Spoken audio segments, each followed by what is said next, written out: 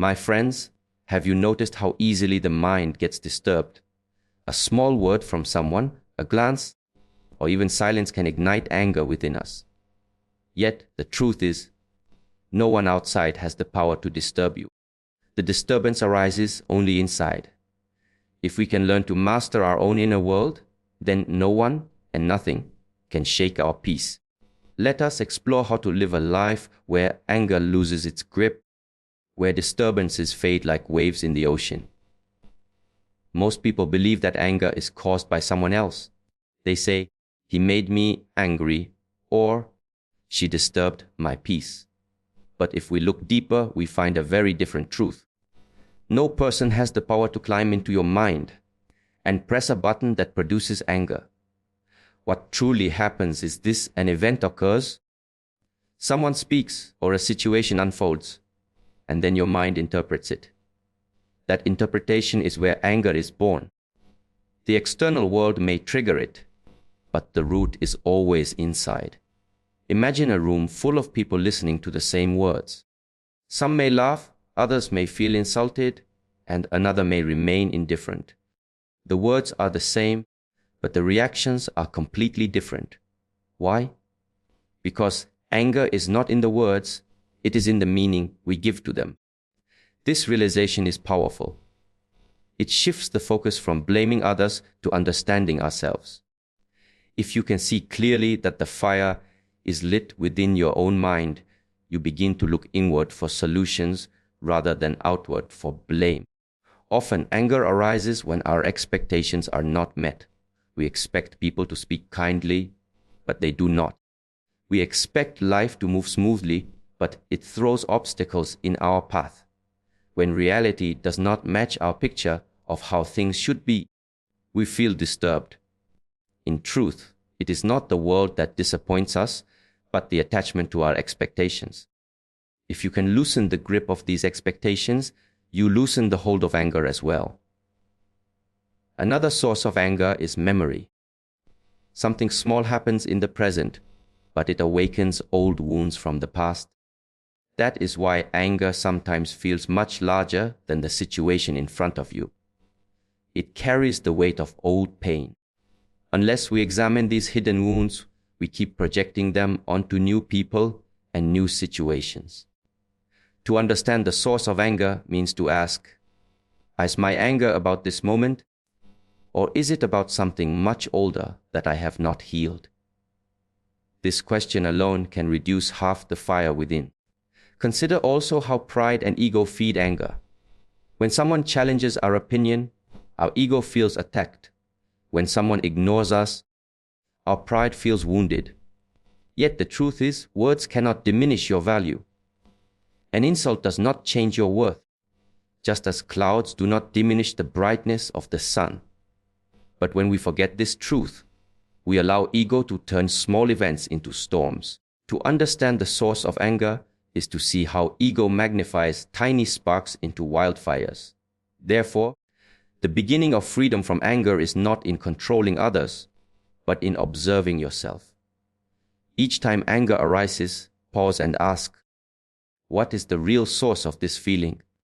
Is it my expectation, my memory, or my pride?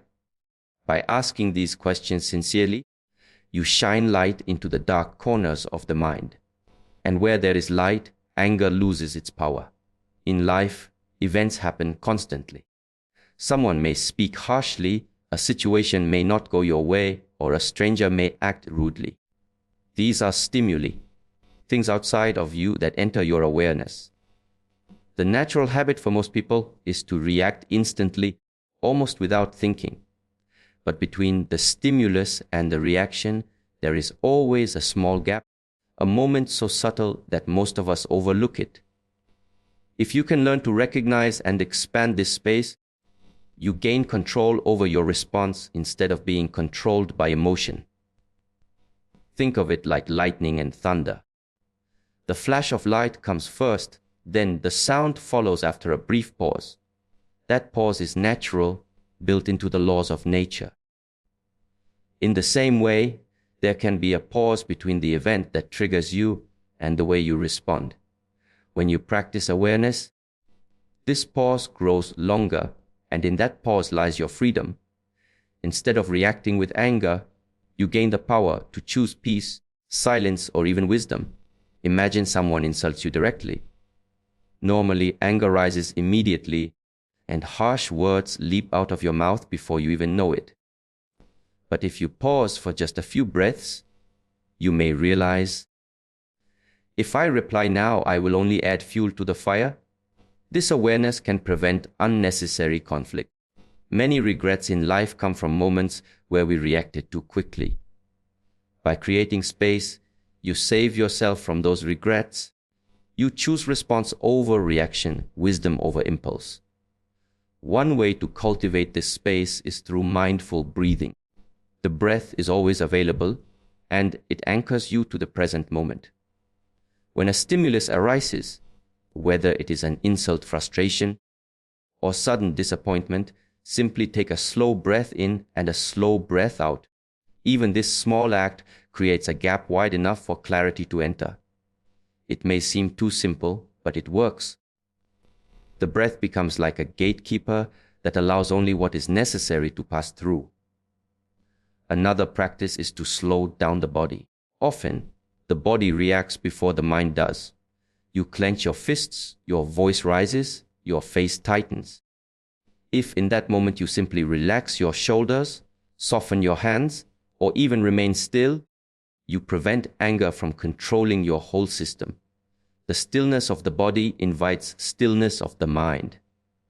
And in that stillness, the gap between stimulus and reaction naturally expands. The most important realization here is this: you cannot control every stimulus in the world, but you can always choose your reaction. Life will never stop giving you challenges, difficult people, or unfair situations. But if you can master the art of pausing, you carry within you a shield that protects your peace. No matter what comes, you remain free because you have learned to use the space between stimulus and reaction. The breath is one of the simplest yet most powerful tools we carry with us. It is always present, always flowing, yet often ignored. When anger or irritation arises, the breath changes immediately. It becomes fast, shallow, and sharp. If you do not pay attention, this disturbed breathing feeds the disturbed mind, and before you know it, angry words escape. To break this cycle, the first step is awareness. Notice the breath. Instead of rushing into speech, allow yourself one deep inhale and one slow exhale. This single act can save you from countless mistakes. Have you noticed how words spoken in anger often feel heavier than the event that caused them? An insult from your mouth can wound someone for years, even if you regret it later. But words unspoken, held back by the discipline of breathing, carry no harm. Breathing before speaking is like placing a filter between your emotions and your tongue. It ensures that only clarity, not chaos, passes through. You do not lose your voice by pausing. Instead, you give it more power, because what you say comes from calmness rather than impulse. The breath also connects the body and the mind. When you breathe deeply, the nervous system calms, the heartbeat steadies, and the racing thoughts begin to slow down. This creates a natural silence inside you, and in that silence, you find the wisdom to choose your words carefully. Many conflicts in families, friendships, and workplaces could disappear if people simply paused to breathe before speaking. Silence for a few seconds may feel uncomfortable at first, but it prevents hours, days, or even years of regret. Think of the breath as a guard at the door of your speech. If your mind is full of fire, the guard stops you and says, "Wait, is this word necessary? Is it kind? Is it true?" That moment of questioning only becomes possible when you insert the breath before the word. In this way, breathing is not just a physical act. It becomes a spiritual discipline. It trains you to be master of your words, not a prisoner of your emotions. A helpful practice is to develop a small ritual before answering a difficult question. Before replying to an insult, before correcting someone, take 3 slow breaths. Inhale, exhale, inhale, exhale, inhale, exhale. This simple rhythm restores balance. Even if you still decide to speak firmly, your words will come from steadiness rather than anger. The difference may seem small, but others will feel it instantly. A calm word has more weight than 1,000 angry ones. Over time, breathing before speaking becomes natural. At first, you may forget, and the words may escape too quickly. But with practice, the breath steps in automatically, creating a cushion between thought and speech. And once this habit takes root, you will notice something profound. People will begin to respect your words more because they carry calmness, wisdom, and restraint. In this way, the breath not only protects you from anger, it transforms the quality of your relationships and your entire way of living. Most people spend their lives observing the outside world. They notice the behavior of others, the changes in weather, the rise and fall of fortunes, but they rarely observe themselves. Yet anger, irritation, and disturbance do not come from the outside, they are born inside. If you never watch your inner world, you will always believe others are the cause of your suffering. Inner observation is the practice of turning your attention inward, like a mirror reflecting your own mind. The more you practice it, the more clearly you see how emotions are formed. Think of your mind as a house with many doors. Every day, countless visitors come knocking: fear, joy, sadness, anger. Without awareness, you open the door for each one and let them take over your home. But with inner observation, you become like a wise guard standing at the entrance. You see who is knocking, you recognize their face, and then you decide whether to let them in or not. Anger may knock loudly, but if you watch it calmly, you realize you have a choice. You can let it pass by instead of inviting it in. When you observe your inner state, emotions lose much of their power. The moment you say to yourself, "I see anger rising in me," something shifts. Instead of being swallowed by the anger, you step outside it. You become both the observer and the observed. This simple act of naming what you feel, this is anger, this is irritation, this is frustration, creates distance. And in that distance, you gain freedom. The emotion is still there, but it no longer owns you. Inner observation also requires honesty. Often we deny our feelings or blame them on others. We say, "You made me angry," instead of admitting, "Anger has risen within me." True observation is not about judgment, but about acceptance. You do not push emotions away, nor do you chase them. You simply notice them as they are, like clouds passing across the sky. With time, you begin to see patterns, what triggers you, what calms you, and how quickly emotions fade when you do not feed them. A practical way to cultivate this awareness is through meditation or even short pauses in daily life. Sit quietly, close your eyes, and watch your thoughts as if they were leaves floating down a stream. Do not chase them, do not fight them, just watch. The same can be done in daily situations. When you feel anger rising during a conversation, silently observe, "My heartbeat is faster.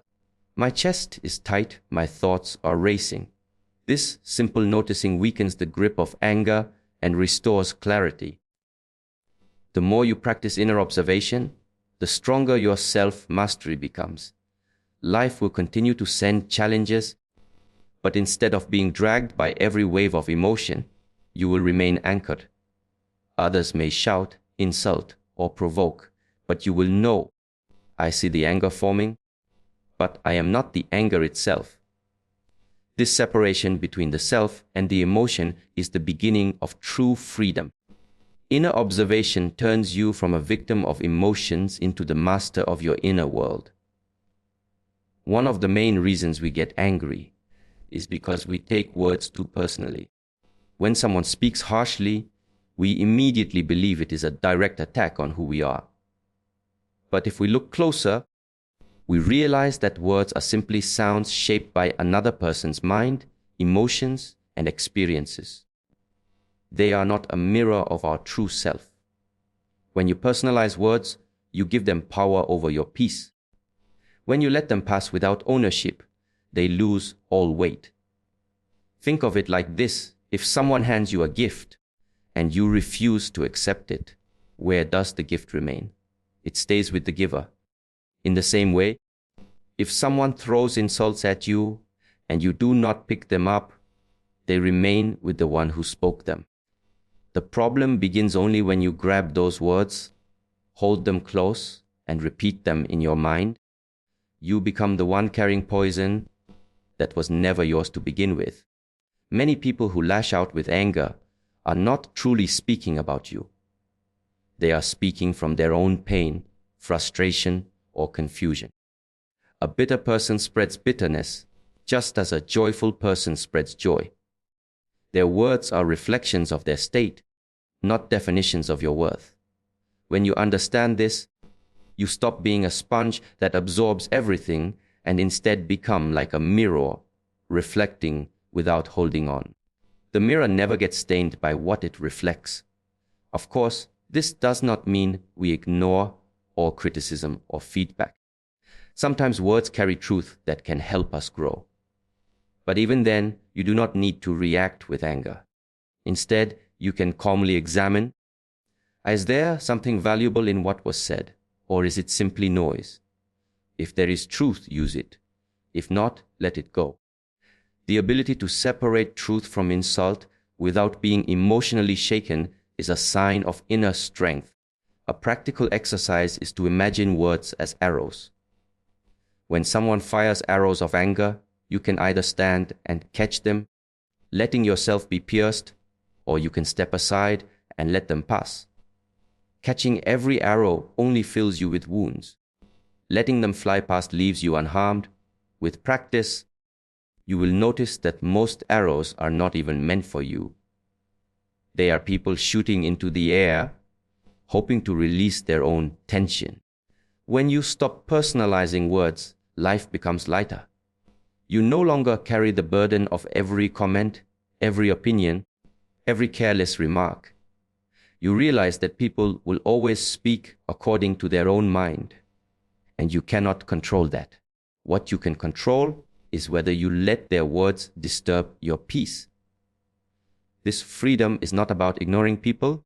It is about understanding that their words belong to them, not to you. The body and the mind are not separate. They are deeply connected. When the body is restless, the mind becomes restless. When the body is heavy and sluggish, the mind loses clarity. This is why, throughout history, disciplines of the body have always been paired with disciplines of the mind. If you want to master anger, you must first bring balance to your body. A calm body becomes the foundation for a calm mind. Have you noticed how quickly anger changes the body? The breath becomes shallow, the muscles tighten, the fists clench, and the heart races. These physical reactions feed back into the mind, making the anger stronger. But the opposite is also true. If you train your body to remain steady, the mind naturally follows. This is why practices like stretching, mindful walking, martial arts, or yoga are not only about fitness, they are about cultivating inner stillness. Even simple habits can have profound effects. When you sit with a straight spine, your breathing flows freely and the mind becomes more alert. When you walk slowly and mindfully, placing each step with awareness, your thoughts begin to slow down as well. The training of the body is not about perfection of form, but about discipline of movement. Each disciplined action tells the mind, remain steady, remain calm. Over time, this discipline becomes a shield against sudden waves of anger. Consider the example of athletes or martial artists. They spend years training the body to respond with precision under pressure. The training is not only physical, it is mental. Because their bodies have been conditioned to stay balanced, their minds do not collapse under stress. You, too, can practice in daily life. Instead of reacting with tense gestures when irritated, consciously relax your shoulders, unclench your fists, or sit still. The body's calmness sends a message to the mind: there is no danger. There is no need for fire. Another important aspect of training the body is consistency. Discipline is not built in a single day. Just as a river shapes a stone by flowing over it for years, small daily practices shape your inner strength. Regular exercise, mindful breathing, or even maintaining good posture builds resilience. When anger tries to shake you, your body itself becomes a reminder of stability. You stand firm like a mountain because you have trained both muscles and mind to endure. When the body is trained, the mind becomes more spacious. Emotions still arise, but they no longer dominate. You realize that the energy of anger can be transformed into power, clarity, or determination if guided by discipline. The path of self-mastery does not begin only in the thoughts. It begins in the way you move, breathe, and carry yourself every day. Train the body and the mind will follow. Train both, and no one will be able to disturb your peace. My friends, anger and disturbance are not enemies outside of us. They are visitors that arise within. If we learn to understand their roots, create space before reacting, breathe before speaking, observe our inner world, and discipline both body and mind, then no person and no situation can truly control us. The world will always test us. People will speak, events will unfold, and life will not always match our expectations. But within every moment lies a choice to be shaken or to remain still like a mountain. True strength is not in overpowering others, it is in mastering yourself. When you discover that no one can disturb your peace unless you allow it, you carry an unshakable freedom. Your mind becomes like a clear lake, reflecting everything, yet disturbed by nothing. And from that stillness, compassion naturally flows, because you see others not as enemies, but as teachers helping you grow. So let your life become a practice. Train the body, steady the mind, and open the heart. In this way, anger will no longer rule you.